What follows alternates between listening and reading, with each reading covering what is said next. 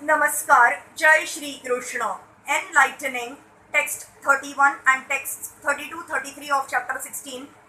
How Pariksit received the age of Kali of first canto creation of Srimad Bhagavatam. Text 31.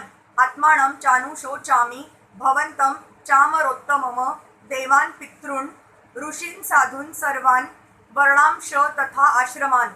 I am thinking about myself and also, O best amongst the demigods, about you as well as about all the demigods, sages, denizens of Pitrulok, devotees of the Lord, and all men obedient to the system of Varna and Ashram in human society.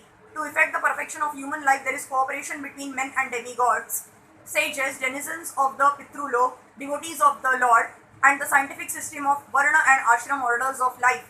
The distinction between human life and animal life therefore begins with the scientific system of Varna and Ashram, guided by the experience of the sages in relation with the demigods, gradually rising to the summit of re-establishing our eternal relation with the Supreme Absolute Truth, the personality of Godhead Lord Shri Krishna.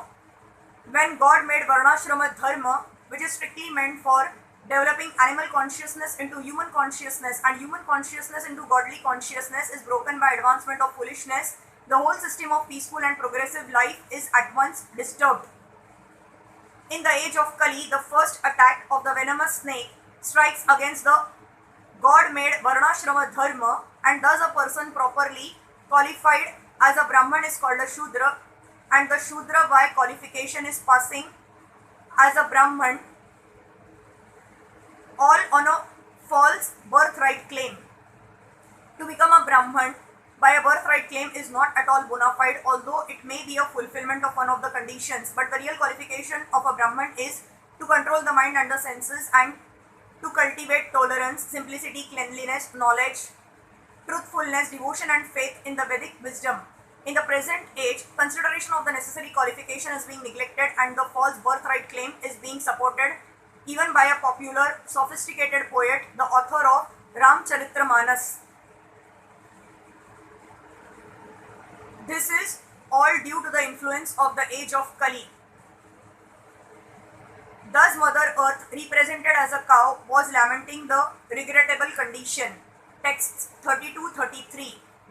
Brahmadayo bahutitham yada apanga moksha kamastapah samacharan bhagavata prapannah sa Shri swavasam arvindavanam vihaya yatapada saubhagam alam bhajate anurakta tasyaham abjakulishan कुशकेतु केत इह श्रीमत् पदइर भगवतः समलान कृतांगी त्रिन अत्यरोच उपलभ्य ततो विभूतिम लोकान् स माम व्यसृजाद उत्स्मयतिम तद अन्ते.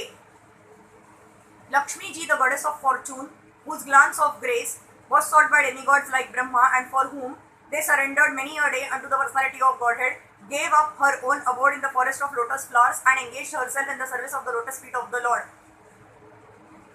I am endowed with specific powers to supersede the fortune of all the three planetary systems by being decorated with the impressions of the flag, thunderbolt, elephant driving rod and lotus flower, which are signs of the lotus feet of the Lord. But at the end, when I felt I was so fortunate, the Lord left me. The beauty and opulence of the world can be enhanced by the grace of the Lord and not by any man-made planning. When the Lord Shri Krishna was present on this earth, the impressions of the special signs of his lotus feet were stamped on the dust, and as a result of this specific grace, the whole earth was made as perfect as possible. In other words, the rivers, the seas, the forests, the hills and the mines, which are the supplying agents for the necessities of men and animals, were fully discharging their respective duties. Therefore, the riches of the world surpassed all the riches of all other planets in the three planetary systems of the universe. One should therefore ask that the grace of the Lord always be present on earth so that we may be favored with his causeless mercy and be happy having all necessities of life. One may ask how we can detain the Supreme Lord on this earth after his mission is fulfilled and he has left this earth for his own abode. The answer is that there is no need to detain the Lord. The Lord, being omnipresent, can be present with us if we want him at all. By his omnipresence, he can always be with us attached to his devotional service by hearing, chanting, remembering, etc. There is nothing in the world with which the Lord is disconnected. The only thing we must learn is to excavate the source of connection and thus be linked with him by offenseless service. We can be connected with him by the transcendental sound representation of the Lord. The holy name of the Lord and the Lord himself are identical, and one who chants the holy name of the Lord in an offenseless manner can at once realize that the Lord is present before him. Even by the vibration of radio sound, we can partially realize sound relativity, and by resounding the sound of transcendence, we can verily feel the presence of the Lord.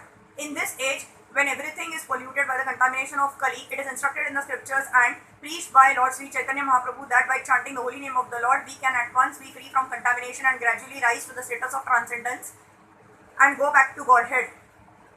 The offenseless chanter of the holy name of the Lord is as auspicious as the Lord himself, and the movement of pure devotees of the Lord all over the world can at once change the troublesome face of the world.